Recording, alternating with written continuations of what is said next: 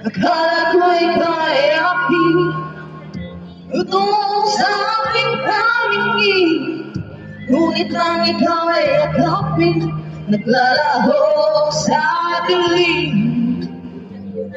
Ninais kong mapalapit sa'yo, ninais kong malaman mo ang mga paghihirap ko, paliwanag sa'yo.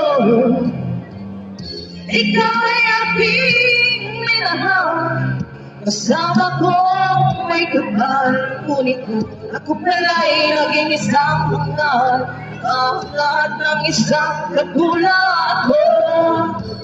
Hindi ko na kailangan umalis ka na sa aking harapan.